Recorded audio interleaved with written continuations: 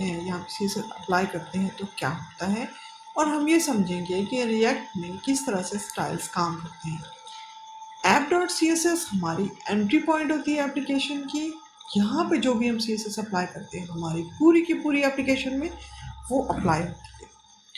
इसके अलावा अगर हम चाहें तो अपने कंपोनेंट में अलग से भी स्टाइलिंग कर सकते हैं, लेकिन keep it in your mind कि जब हम अपने कंपोनेंट्स में भी CSS अप्लाई करते हैं तो वो सारी की सारी एप्लीकेशन के ऊपर अप्लाई हो रही होती है। इसलिए हमें बहुत केयरफुल रहना पड़ता है कि हम जब CSS अप्लाई कर रहे हैं तो आपस में कॉन्फ्लिक्ट इस तरह का ना हो जाए। इसी चीज़ को हम समझते हैं और आज अप्लाई करते हैं। डिफरेंट कंपोनेंट्स पे भी स्टाइल्स अप्लाई करके देखेंगे और app.css पे भी स्टाइल्स को अप्लाई करके देखेंगे।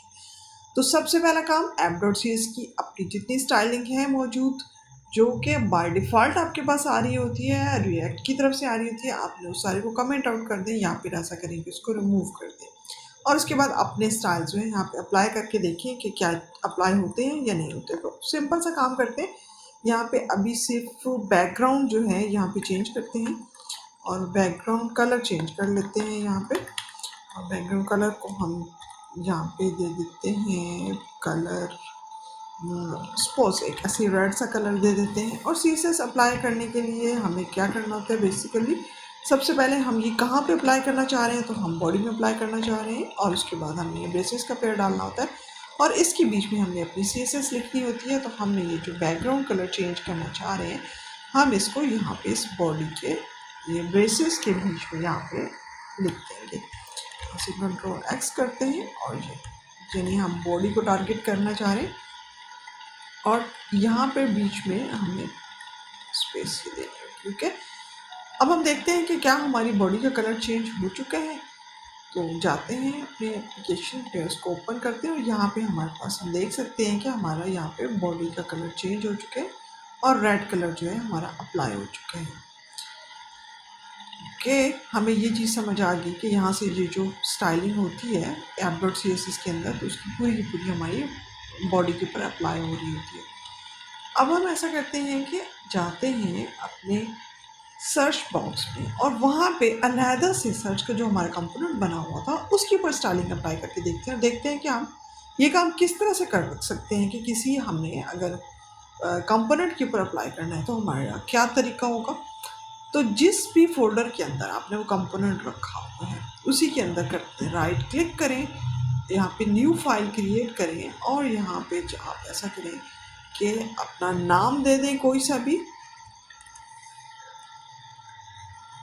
आप सर्च बॉक्स से रिलेटेड है तो आप इस तरह से करेंगे सर्च बॉक्स और सर्च डॉट स्टाइल्स, ये आपको मेंशन करनी होगी extension dot styles dot CSS। ठीक है, जो भी आपने नाम रखना है, जैसे मैंने रखा कि search box dot styles dot CSS, इसी एक्सटेंशन के साथ बिल्कुल ऐसे ही आपने अप्लाई करना है। अब हम अपने सर्च बॉक्स के ऊपर देखते हैं कि क्या यहाँ से हम जब कोई स्टाइलिंग अप्लाई करते हैं तो वो उसके ऊपर अप्लाई हो रही होती है या नहीं हो रही होती है।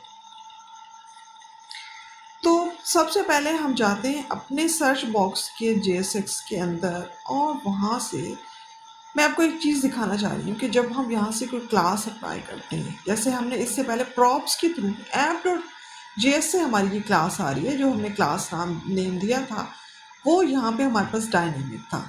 लेकिन अब जबकि हम अलहदा से कंपोनेंट के ऊपर एक और क्लास अप्लाई करना चाहते हैं तो उसके लिए हमें क्या करना होगा, उसके लिए यहाँ पे हमने यूज़ करने अपने बैकटिक का और यहाँ पे अपनी एक और क्लास यहाँ पे डिफाइन करनी होगी, जो कि हमने जो इस क्लास के अंदर इस कंपोनेंट के अंदर जिस नेम से हम टारगेट करना चाह रहे हैं।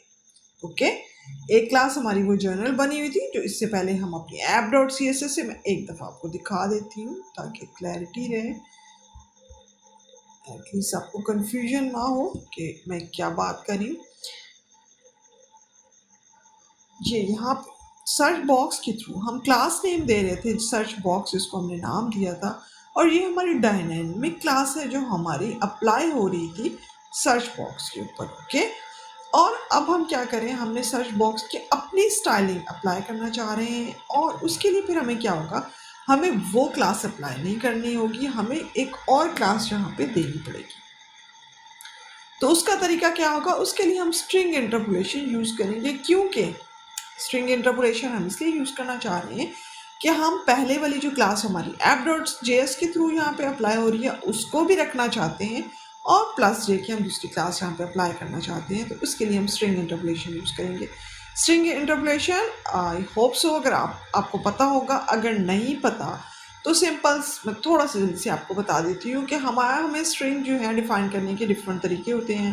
हम किसी भी स्ट्रिंग को डबल कोट में लिखें तो भी वो स्ट्रिंग कंसिडर होगा, सिंगल कोट के अंदर लिखें तो भी स्ट्रिंग कंसिडर होगा, और कभी कभी इस तरह से होता है कि यहाँ पे मैं कुछ आपको जो है जैसे नेम हम दे रहे हैं, ठीक है, हमने नेम को कहा इज इक्वल टू कोई भी हम नाम देना चाह रहे हैं तो हम इसको डबल कोट्स के अंदर भी लिख सकते हैं, सिंगल कोट्स के अंदर भी लिख सकते हैं।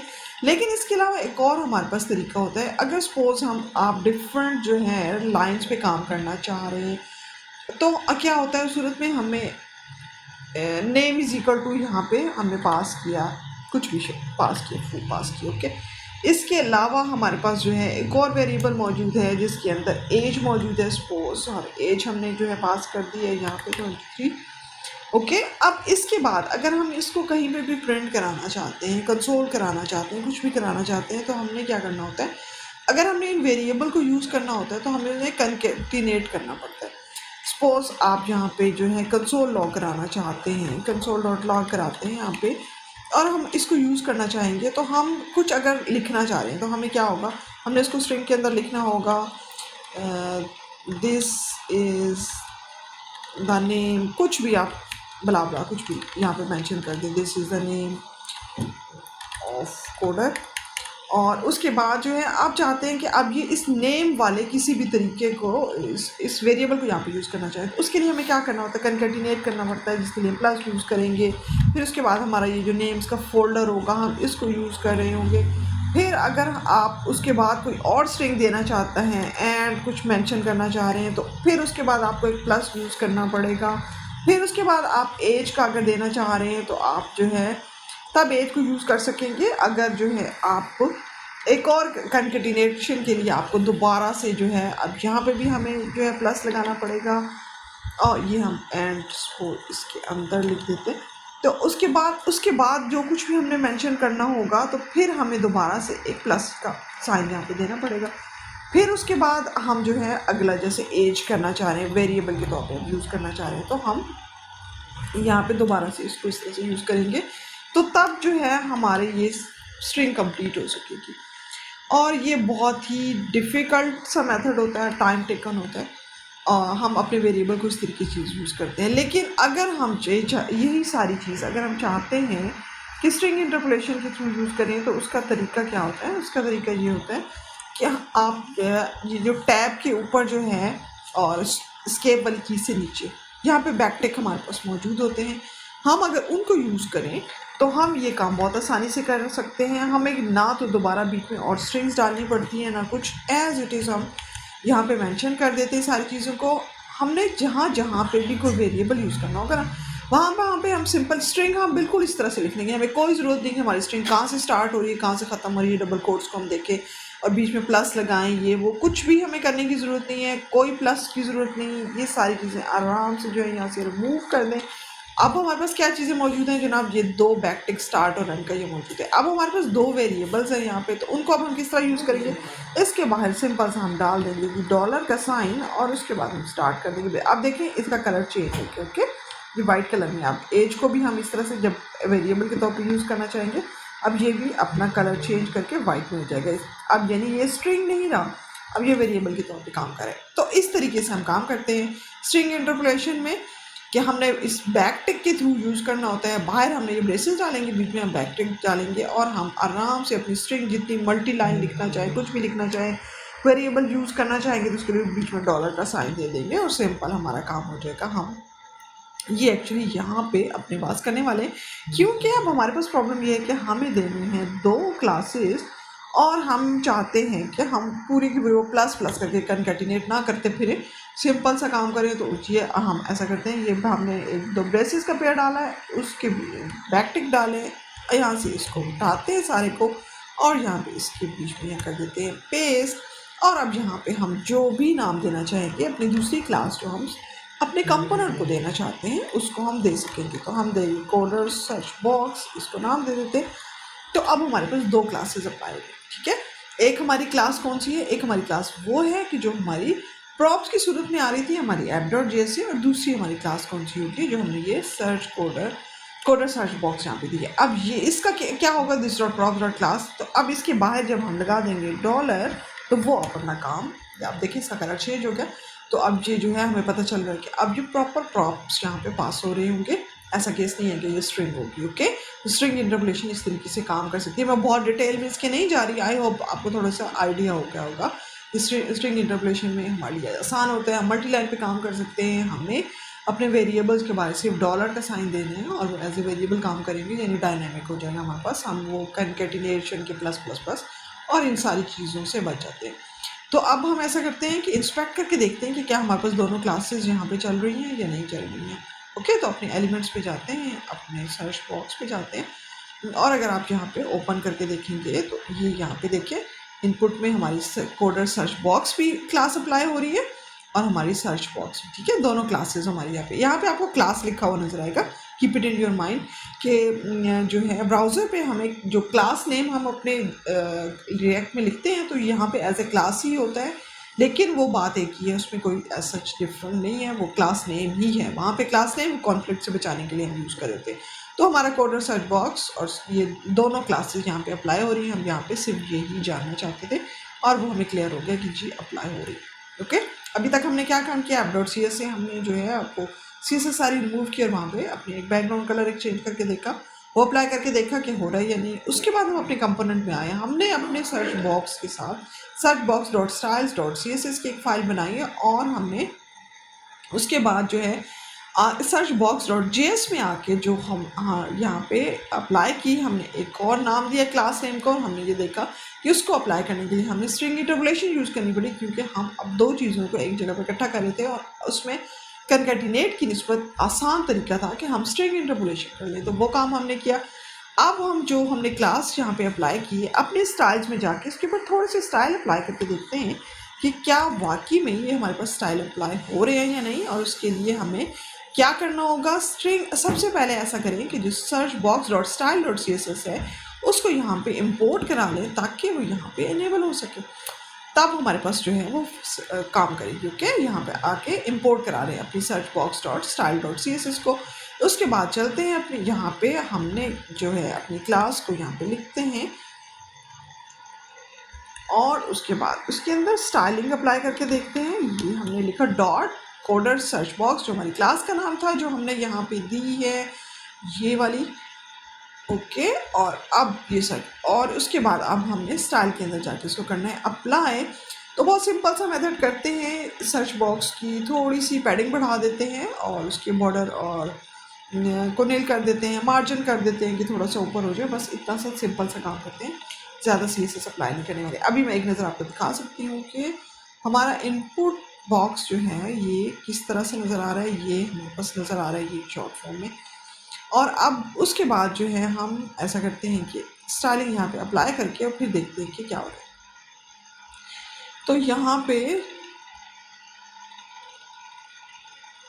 एक मिनट, जो हमने इंपोर्ट की है हम इसको, टाइपो है, इसको हम क्रैक कर लेते हैं।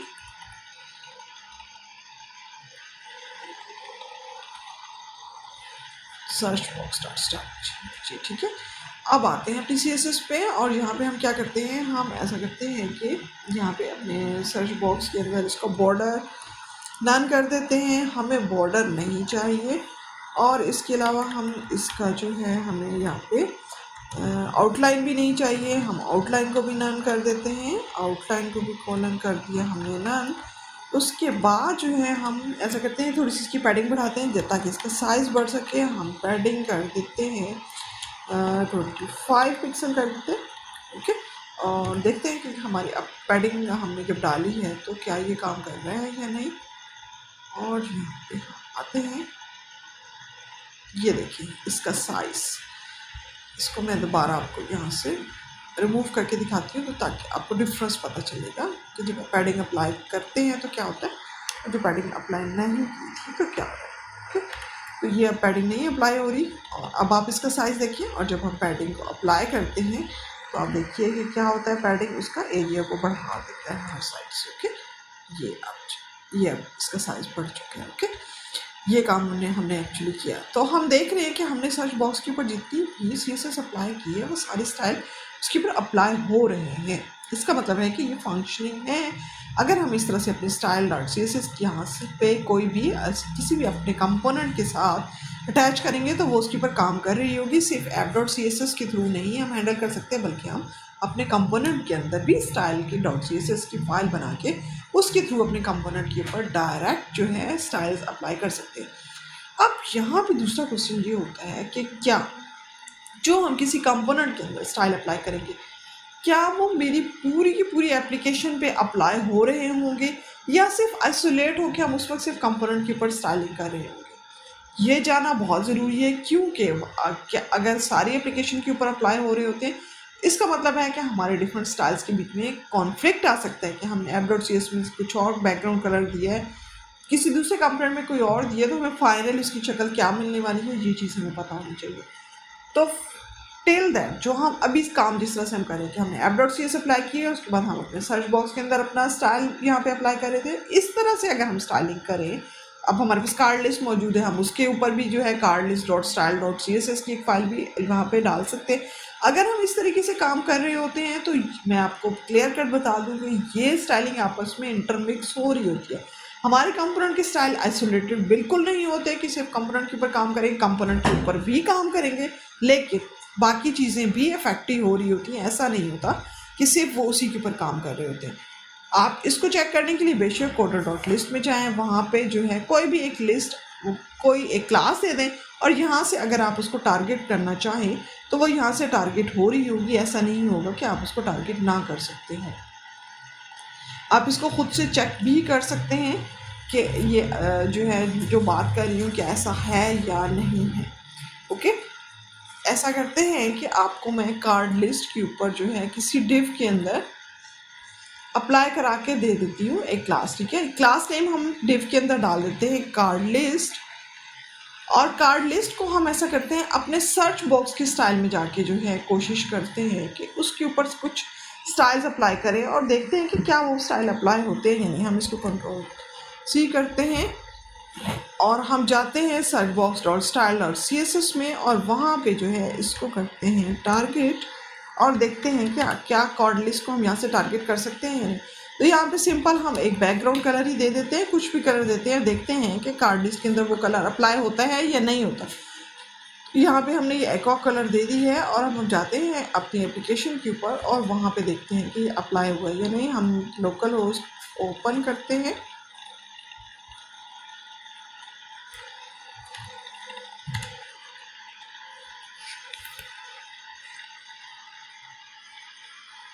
और ये हमने एक्वा कलर कार्ड लिस्ट के अंदर दिया है, और आप यहाँ पे देख सकते हैं कि यहाँ पे अप्लाई हो रहा है। इट मीन्स ये हमें जो रेड का नज़र आ रहा है हमने ऐप.cs के अंदर अप्लाई किया था। ये जो हमने सर्च बॉक्स के अंदर किया है, हमने यहाँ पे पैडिंग बढ़ाई थी, उसका साइज़ बढ़ाया था, ये स्टाइल भी अप्लाई हो रहा है। और तीसरा काम हमने ये किया है कार्ड लिस्ट में हमने जो है अप्लाई किया एक्वा कलर, और वो हमने अप्लाई किया है सर्च स्टाइल के अंदर जाके। लेकिन इसके बावजूद वो हमारे पास हमारे कार्ड लिस्ट के ऊपर अप्लाई हो गया है। इसका मतलब ये है कि अगर हम किसी और कंपोनेंट की स्टाइल बॉक्स में किसी दूसरे जो है लिस्ट को, जैसे किसी और कंपोनेंट को टारगेट करना चाहें तो वो टारगेट हो जाएगा और वो हमारा स्टाइल उसके ऊपर अप्लाई हो जाएगी। ओके, ये चीज़ हमने यहाँ पे देख ली है। तो आपको ये चीज़ क्लियर होगी कि ऐप.css हमारी वो वाली CSS होती है जो एंटायर एप्लीकेशन के ऊपर काम कर रही होती है। इसके अलावा हम अपने कंपोनेंट के ऊपर अपने style.css की कोई भी फाइल बना के अपने कंपोनेंट्स को टारगेट कर सकते हैं, उसके ऊपर स्टाइलिंग कर सकते हैं। लेकिन हमने ये देखा कि हमारे आइसोलेटेड नहीं होगी वो स्टाइल शीट, बल्कि हमारी एंटायर उसके ऊपर काम कर रही होगी। अगर हम किसी और कंपोनेंट के ऊपर वहाँ से स्टाइल करना चाहते हैं, वहाँ से टारगेट करेंगे, तो वो भी हमारे ऊपर काम कर रहा होगा। इसके अलावा अब हम ये चाहेंगे कि एक काम और आज करें कि हम अपने यूज़र्स की लिस्ट, यहाँ पे हमने API को कॉल किया था और वहाँ से अपने यूज़र की लिस्ट को ले रहे थे। अब अगर हम चाहें कि जी यूज़र की कुछ हम चाहें कि इमेजेस भी हमें मिले, तो उसके लिए हमारे पास क्या तरीका है, क्या हम किसी तरीके से कोई ऐसी एपीआई, कोई ऐसी वेबसाइट हमारे पास मौजूद है कि जहाँ पे वो हम सिर्फ आईडी दे दें और उसके थ्रू हमारे पास डिफरेंट यूज़र की जो है, हम अगर कार्ड बनाना चाहें तो उस चीज़ को हम अप्लाई कर सकें। तो जी बिल्कुल, उसके लिए हमारे पास मौजूद हैं ऐसी चीज़ें कि हम जिनको हम यूज़ कर सकते हैं। और उसके लिए हमारे पास एक वेबसाइट मौजूद है robohash.org के नाम से। ओके, तो हम इसको ओपन करती हूँ और आपको दिखाती हूँ कि यहाँ पे क्या हो रहा है। तो ये रोबोहोश को अगर आप देखें तो यहाँ पे जनाब हमारे पास आईडी, इसके डिफरेंट पेजेस हैं, डिफरेंट चीज़ें, फंक्शनैलिटीज़ हैं कि हमें डिफरेंट चीज़ें दे रही होती है। .org/ करके आप जैसे 1 करते हैं तो क्या होगा कि हमारे पास उसका पहला जो भी यूज़र का इमेज जो उसके पास मौजूद है वो आना शुरू हो जाएगा। ओके, और इनके डिफरेंट सेट मौजूद होते हैं। सेट के अंदर क्या है, सेट के अंदर डिफरेंट उन्होंने कुछ रोबोट्स और कुछ मॉन्स्टर्स और कुछ यूज़र्स, इस तरह की सारी चीज़ें अप्लाई दी हुई हैं हमें। और वो हमें कहाँ से मिलती हैं, वो हमें मिलती हैं डिफरेंट सेट्स के लिए। ठीक है, हमने किया /1 यानी हम पहला यूज़र लेना चाह रहे हैं। उसके बाद हम ये बता देंगे कि जी आपको सेट कौन सा चाहिए। मैंने भी आपको बताया कि वो different monsters, different robots, different चीज़ें मौजूद हैं। इनमें से कुछ एक दो करके देखते हैं और मैं आपको बताऊँगी कि फिर एक्चुअली में क्या क्या है। क्या यहाँ पे सेट मैंने = 5 दे दिया। तो ये देखिए हमारे पास ये वाली इस तरह की कुछ शक्लें जो हैं खूबसूरत सी आएंगी। अब ये 1 था, ये अब 2 पे अगर हम जाते हैं तो हमें नेक्स्ट मिलेगा, 3 पे हम जाते हैं तो हमें नेक्स्ट मिलेगा। तो हमारे लिए ये बहुत अच्छी चीज़ है, गुड अपॉर्चुनिटी है। क्यों?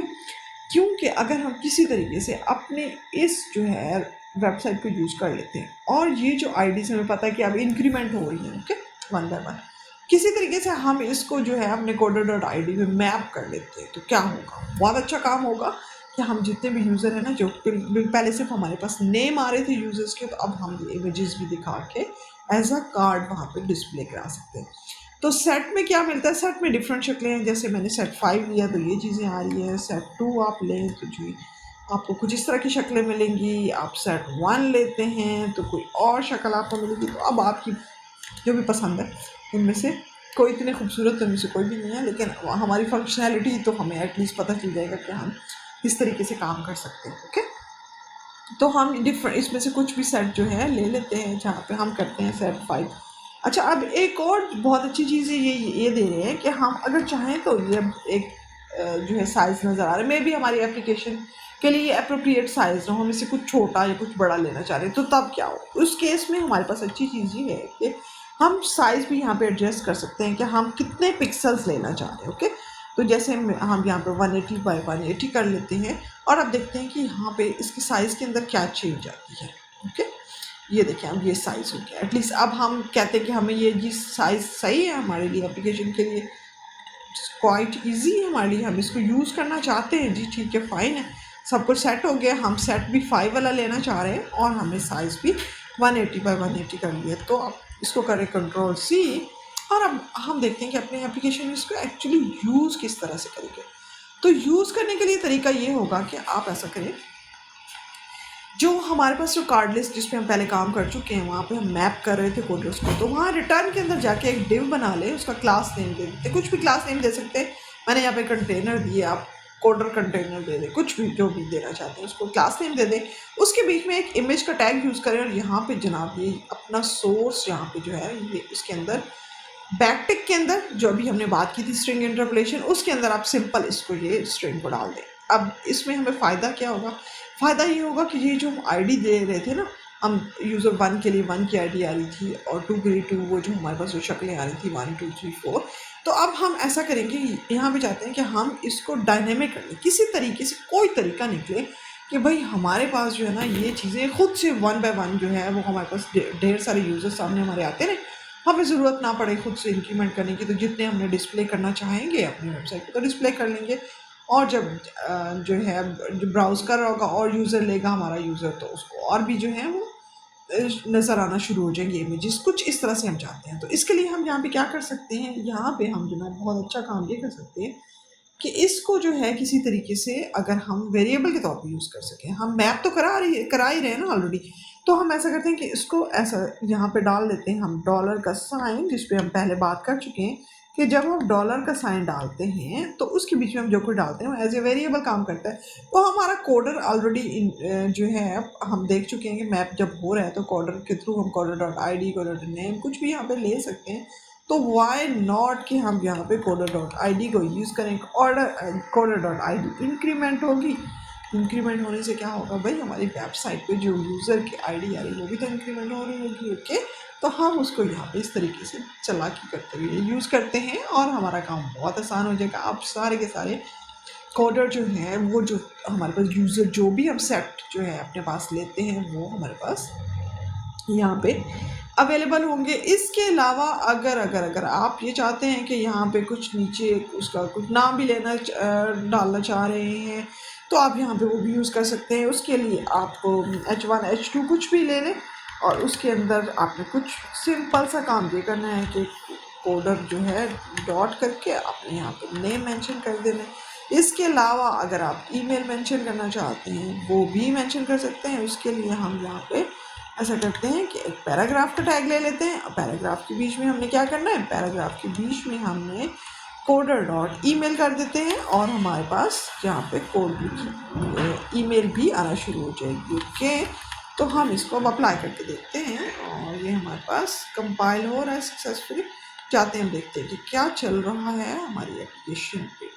तो ये देखें जनाब हमारे पास ये काम कर रहा है सिंपल। ये साइट पे जो आपको नज़र आ रहे हैं इसका हल हम ऐसा निकालते हैं कि app.cs पे जाके हम इसको जो है टेक्स्ट लाइन सेंटर कर लेते हैं ताकि ये हमारे सेंटर में आ जाए। ओके, बहुत गंदा सा कलर हमने रेड कलर यूज़ किया हुआ है। हम ऐसा करते हैं इसको कुछ काबिल कबूल सा कर देते हैं, कुछ बेहतर है। तो हम ये अप्लाई कर देते हैं और हम क्या करने आए थे, यहाँ हम चाह रहे थे कि हम टेक्स्ट लाइन को सेंटर कर देते हैं ताकि वो जो कुछ भी हमारे कार्ड्स हैं जो भी हैं हमारे सेंटर में नज़र आना शुरू हो जाए। तो टेक्स्ट लाइन, और हम लेफ्ट नहीं चाहते, हम चाहते हैं जी सेंटर में। तो सॉरी, ये हमारा सेंटर हो गया। अब हम जाके देखते हैं कि क्या हमारे ये हमारे सेंटर में आ चुके हैं। ओके, तो ये हमारे पास सक्सेसफुली काम कर रहा है। अब हम ऐसे करते हैं, बॉडी के अंदर जो कलर चल रहा है हम उसी को करते हैं और जो हमने सर्च बॉक्स के अंदर ये बैकग्राउंड कलर दिया है इसको कर लेते हैं रिमूव ताकि इसकी शक्ल कुछ हमें बेहतर नज़र आए। तो हम अपनी स्टाइल्स पे जाते हैं और हमने ये जो कार्ड लिस्ट के अंदर जो डाला था कलर, हम इसको कर देते हैं। ओके, तो अब जाते हैं अपनी एप्लीकेशन पे और देखते हैं जो बॉडी के अंदर कलर है वो सारा कंफ्यूज है। हमने यहाँ पे स्टाइलिंग की, अपने सर्च बॉक्स की, वहाँ पे स्टाइल अप्लाई किए, फिर हम अपने यूज़र यहाँ पे लेके आए, हमने डायनेमिक किया अपनी रोबो हैश से और आईडी यहाँ पे ली। स्ट्रिंग इंटरपोलेशन को यूज़ करते हुए स्ट्रिंग आईडी के थ्रू हम जो है यहाँ पे, इस वजह से हमारे पास ये सारे के सारे यूज़र जो है यहाँ पे डिफरेंट नज़र आ रहे हैं क्योंकि इंक्रीमेंट हो रही है और कोडर डॉट आई डी जैसे जैसे इंक्रीमेंट होती चली जाएगी अगले अगले यूज़र की इमेजेस हमें अवेलेबल होती चली जाएंगी और इसी तरह से नाम भी साथ। और अब देखते हैं कि क्या सर्च हमारा बॉक्स काम कर रहा है या नहीं। तो ये देखिए सर्च भी हमारा काम कर रहा है। ओके, यानी हमारी एप्लीकेशन सक्सेसफुली काम कर रही है। हमने अपनी मर्जी के सारे स्टाइल्स भी अप्लाई करके देख लिए हैं और सारी फंक्शनैलिटी भी हमारी एज इट इज़ वर्क कर रही है। आई होप कि ये आपको अच्छा लगा होगा, आपको क्लियर हो गई होगी कि स्टाइलिंग किस तरह से अप्लाई की जाती है। जब हम अपना प्रोजेक्ट बनाएंगे तो वहाँ पे मैं आपको ये भी सिखाऊंगी कि अगर आप अपने कंपोनेंट को बाकी एप्लीकेशन से सेपरेटली किसी तरीके से स्टाइलिंग देना चाहते हैं तो उसके लिए आप क्या तरीका करेंगे कि ताकि कॉन्फ्लिक्ट से बच सकें और आप जो है बहुत कॉन्फिडेंट हो जब भी कंपोनेंट पे कर रहे हैं कि आपको पता होगा कि मुख्तलिफ स्टाइल आपस में मिक्स एंड मैच और कॉन्फ्लिक्ट नहीं होंगे, बल्कि आप जिस तरह से चाह रहे हैं वैसी ही स्टाइलिंग उसके ऊपर अप्लाई होगी। ओके, ऑल द बेस्ट, कल मिलते हैं। फिर अब हम नेक्स्ट क्या काम करने वाले हैं जनाब, हमारा नेक्स्ट टारगेट ये है कि हम अपनी जो अब तक की क्लासेस यूज़ कर रहे थे अब हम अपनी इन सारी क्लासेस को बनाएंगे फंक्शनल कंपोनेंट। ओके, और फिर हम जाएंगे अपने हुक्स यूज़ करेंगे और देखेंगे कि हमारी ये एप्लीकेशन उन हुक्स के थ्रू किस तरह से काम कर सकती है। ओके, ऑल द बेस्ट, अल्लाह हाफिज़, कल मिलते हैं।